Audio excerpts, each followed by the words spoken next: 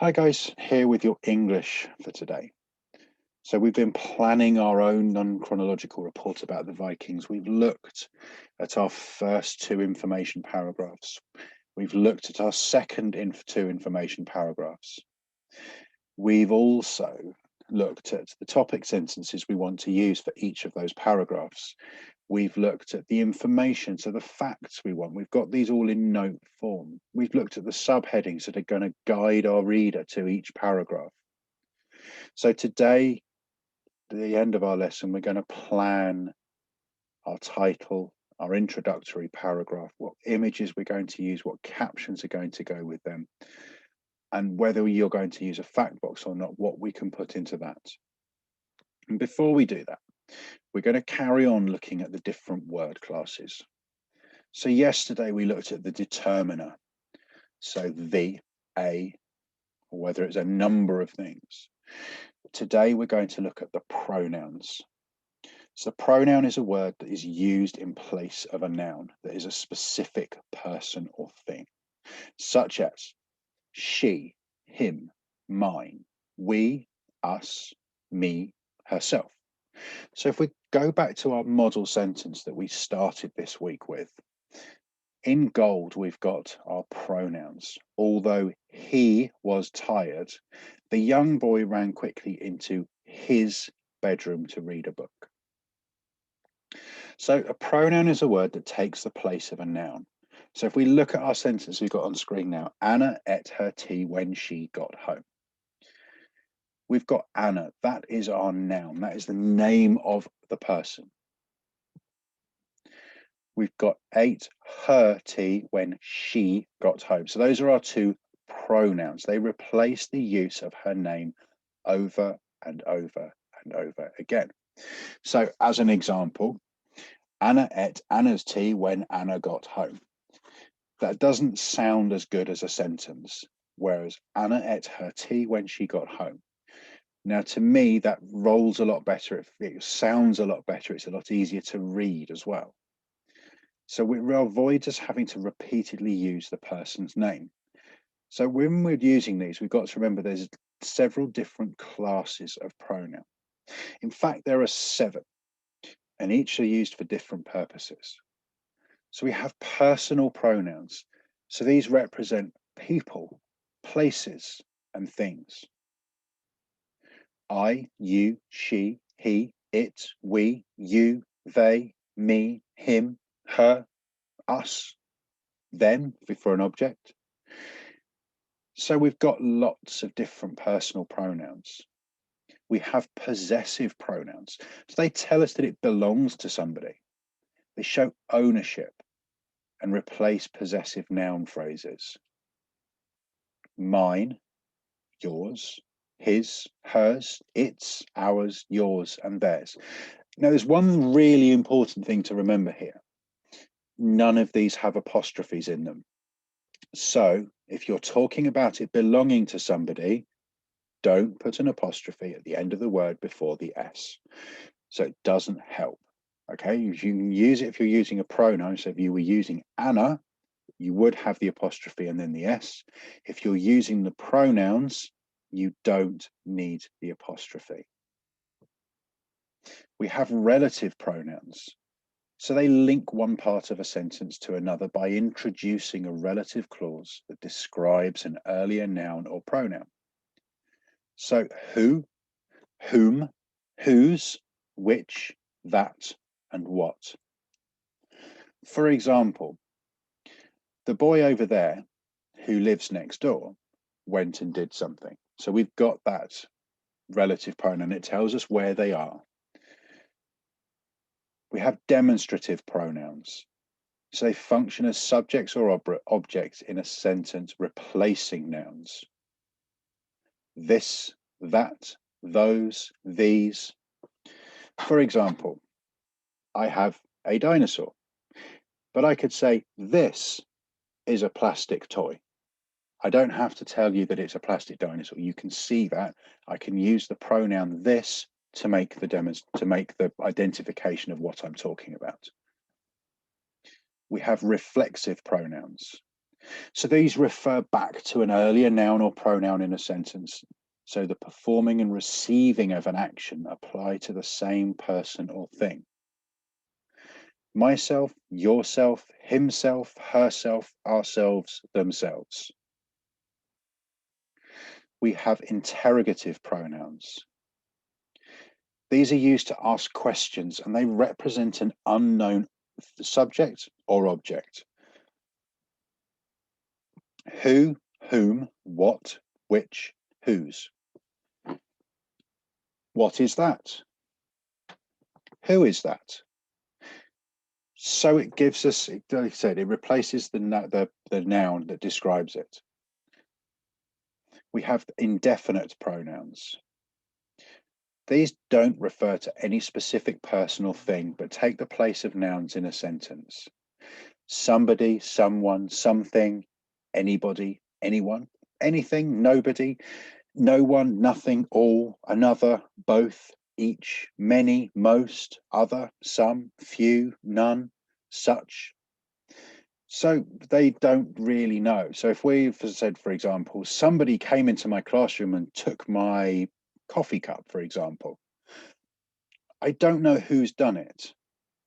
I know somebody or someone has done it, but it's not definite. We don't know what it is. So your turn. Go and grab a pencil and a paper and we'll have a go at putting the correct pronouns into these sentences to replace the nouns. Go and get yourself a pen and paper. I'll wait. Right. Got your pen and paper? If you haven't, press pause now and then we can carry on. Right. I'm sure you've got your pen and paper now. Let's move on. The cat ate the food because the cat was hungry. The police arrived and the police arrested the burglar. Pause here for a minute. Can you use the correct pronouns to replace the nouns and can you put them in correctly? Pause now. How did we get on? Let's have a look at what the answers are. So the cat ate the food because it was hungry. The police arrived and they arrested the burglar. So the cat is a singular item, so it works. The police, they generally arrive as a group, so we can use they. If we had the police officer arrived and arrested, and the police officer arrested the burglar, you could still use they, could we? What do we think? The police officer arrived and they arrested the burglar. So in this sentence, they works as a pluralizer, so it tells us there might be lots. But if we had something to describe the police as a singular officer, they would still work. A challenge for you now. The Queen told the King that the Queen wanted the King to buy the Queen a diamond crown for the Queen and the King's wedding anniversary. Right, we repeat Queen and King an awful lot in this sentence. So your challenge, can you use the correct pronouns to replace the nouns in this sentence? Pause the video here to have a go at that.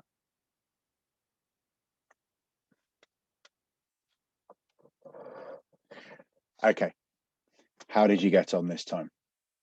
So the solution for this, the Queen told the King that she wanted him to buy her a diamond crown for their wedding anniversary.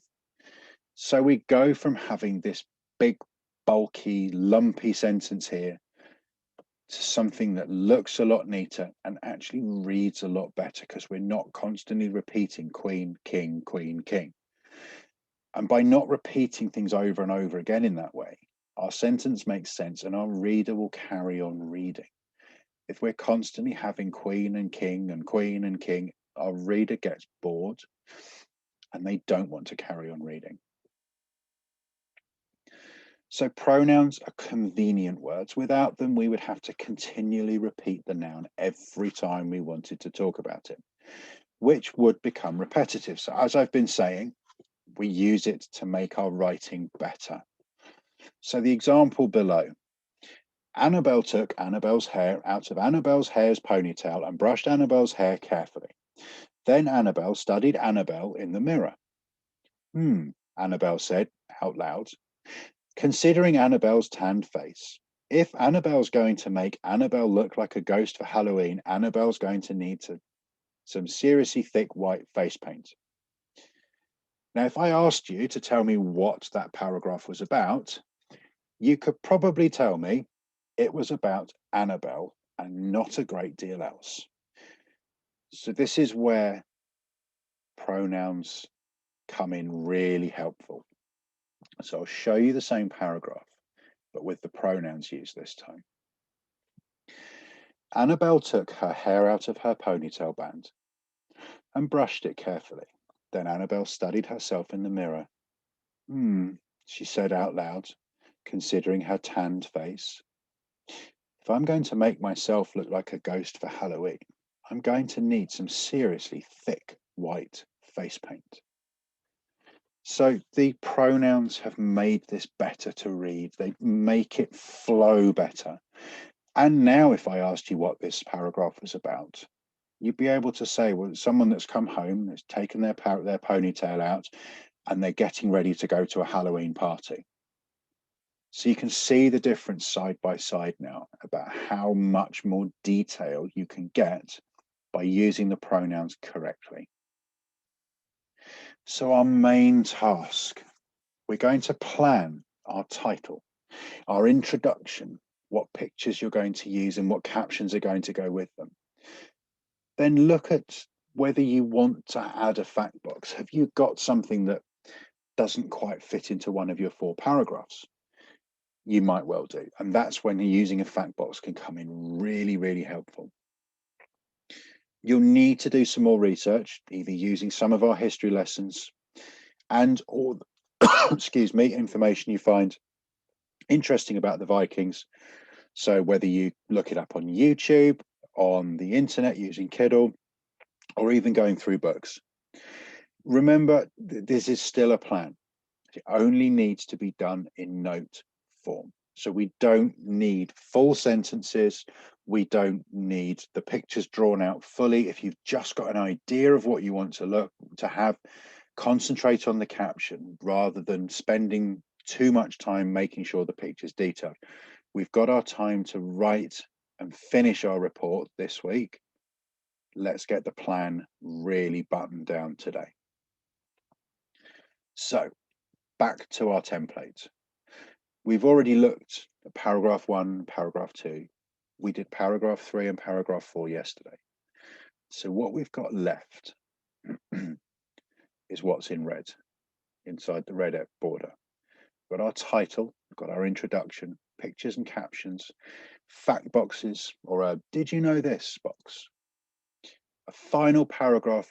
Really, with this, you don't necessarily need one because we're not linking our paragraphs together. We're not writing a chronological report. We don't need to read paragraph 1, paragraph 2, paragraph 3, paragraph 4 to then understand our final paragraph.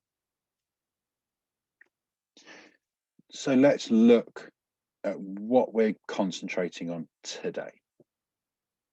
Our title, it's going to tell the reader what the whole report is about. So you might have come up with a title, The Vicious Vikings, or something like that.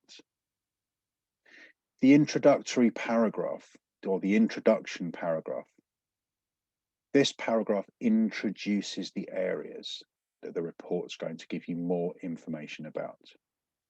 So you might have something like Vikings came over in longboats, brought these weapons with them. The weapons were also tools they used to build their houses. They settled. They had an argument with King Alfred the Great, and they resolved it. So that might be the flow you've got. You need to make sure that your introduction mentions each one of your 4 paragraphs. Because if you go back to our model text, you remember the introduction told us about the thanes, the nobility, the common people, and the thralls and the slaves. So we were given all of that information, and then we could pick from the subheadings, we could go and read the paragraph that we wanted to read about. So it gives your reader the choice. So if you think about it, maybe like a roundabout on a road junction, you can go one of 3, 4 ways off that roundabout. Your introduction is going to just show them where they can go to find the different bits of information, and they can use the subtitles to guide them through. The images or diagrams, we need to make sure they're relevant to what we're writing about. So it's no good going into loads of detail and doing a complete information report, non-chronological report on Viking weaponry, and then sticking a picture of a Viking longboat in there. It doesn't fit. So if you again go back to our model text, we've got an image of a thane, we've got an image of the Frid, the army of the common man training, because it fits in with what we're doing. So if you're talking about long ships, have a picture of a long ship in there. If you're talking about Viking weapons and armor, have some pictures, examples like we did for history a couple of lessons ago. Make sure they're relevant. Caption or a key, so these explain what's being shown in the image or diagram. So if you're talking about weaponry, make sure you tell the reader that this short knife or short weapon is a sayax. If you're talking about the axes they use, with the video we watched, they had 2 axes. They had the hand axe and they had the bearded axe. So if you're going to talk about them, have the image there so your reader can use that to improve what they're learning from your reports. Now, the fact boxes, you don't have to have one, but you might have found a really nice piece of information. You might decide, actually, I really need to tell my reader, did you know Vikings didn't actually have horns on their helmets because. You might have nothing to do with the rest of your report, but remember, we can have it in as a little bit of extra detail, a little bit of polish on our report, just to say, we've done all this research, we've written all of this, and I found out a few extra things while I was learning about the Vikings, while I've done my research, that will allow me to give some more detail for my reader. The finishing or final paragraph. It's not always used in a non-chronological report, like in this case. So our model text, it doesn't have a final paragraph. It doesn't have a fact box either. So if what you're writing doesn't fit having one, quite simple, leave it out, don't have one. They link the information to the reader and how it might affect them. Now, this is a historical report. So what has happened is not going to affect us going forward. So for this one, not really needed, but if you feel like you want to tie a few ideas together, you can do. You can use that final paragraph just to pick up the threads, but remember, this is non-chronological, so it needs to stand on its own. So here we are, our boxed up model ready to go. So you're going to do the title, the introduction, decide on your pictures, think about the captions. As I said, make sure those pictures are relevant. Make sure the title is clear about what your report's about. You could have, I gave you the example of the vicious Vikings, if you're going to talk about how warlike they were, the weapons they used. If you're going to talk about them settling, you could have the voyaging Vikings. So your title can really set the scene. The introductory paragraph, your introduction, it's going to help your reader work out, I might want to go and read paragraph 4 first, then paragraph 2, and I might come back to paragraph 3, paragraph 1 afterwards. Make sure your images are relevant with relevant captions. I look forward to seeing your plans on Tapestry later. Good luck, stay safe, and we'll see you all again soon.